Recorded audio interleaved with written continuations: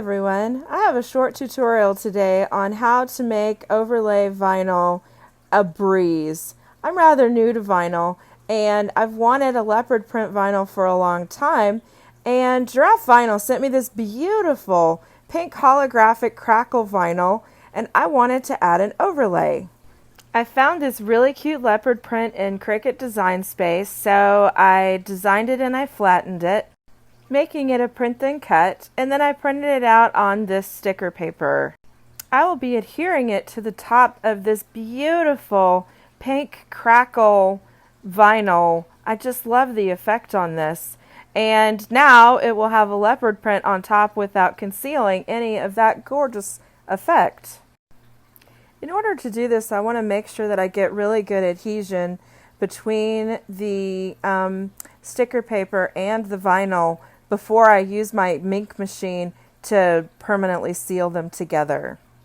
I want to make sure that there's not any bubbles when I do this, so I do this application like many other people I've seen do this application, where you pull off just the edge and then you squeegee it down delicately, because it's still at a point where it could be scratched. Once you run it through your ink machine and the toner sinks in, it's very, very difficult to scratch, but right now it probably could still be scratched. So I'm folding the edge and I'm leaving just enough to make sure that I get really good adhesion at the top, and that it doesn't have any bubbles, and that it's in really pristine condition to go into the ink machine, where it will become very solidly connected, melted together, I guess.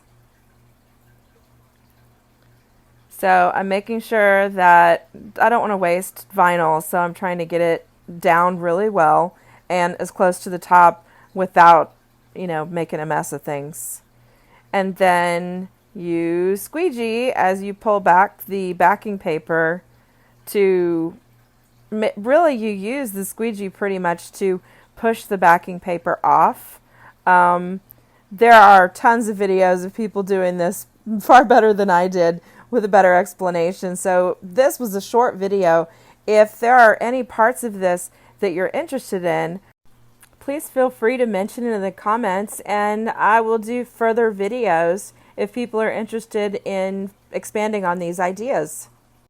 Really, basically, the technique was what I wanted to share, because I didn't know that you could do this, and now that I do, I feel like it opens the whole world to do all kinds of neat designs on using your vinyl, but adding anything you want. You could add a photograph. There are so many ways to use this application, and it was so easy to do, and the end result, as you've seen, was just gorgeous. So I'm really happy with how this turned out.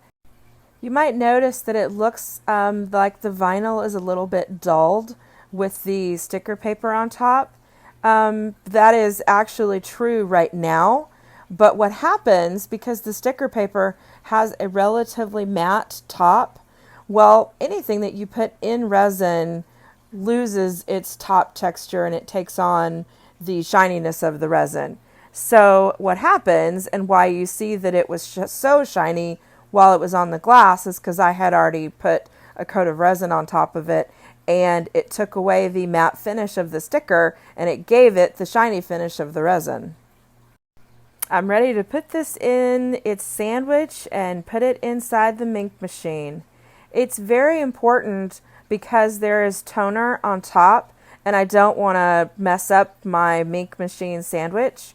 So I like to use printer paper anywhere where there's a chance that there might be some transference of toner, because toner, when it gets hot, gets sticky. That's really how all of this works, and I do not want my pristine pieces that will be used over and over again for my ink to be getting any kind of sticky or toner or anything like that. So I'm looking for printer paper, but I couldn't find any, so I used paper towel in a pinch, and ultimately that's fine too. You'll see in a little bit that I did find some printer paper and I changed out because it's just what I know for sure works perfectly.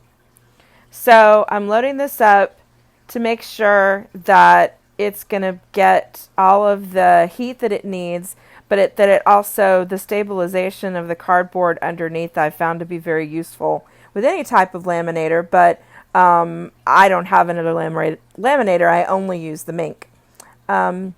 So when I put it in the Mink, I have it on setting of 4 to make sure that it gets really, really hot and that toner really does sink all the way in, and that everything smushes and adheres and melts together perfectly, leaving a beautiful vinyl decal ready to cut. You'll see here in a minute that after it is done laminating, when I turn it upside down, that there was in fact some transference between the leopard print and the printer paper.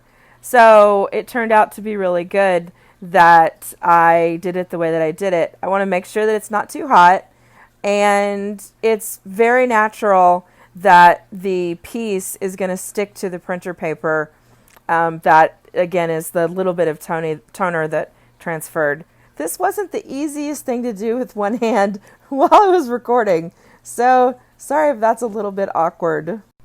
This turned out absolutely beautiful out of the laminator. It made it scratch resistant. It sunk the toner in. It made it flat, so for anybody that's planning on doing resin over it, which I would recommend because it will stay very matte looking if you don't. So I think it needs something over the top, and also something to seal it in, make sure that it stays on there forever and ever. So you can see that it had that matte finish. That was what I was showing. So I went into Cricut, I designed a heart, I cut out a heart, and there it is after being attached. I used a laser printer for this, but I think there's probably no reason that you couldn't use an inkjet. Probably open to testing and seeing what works best for your setup and your laminator and your machine. Thank you so much, everybody, for following me on this journey. Please like and subscribe.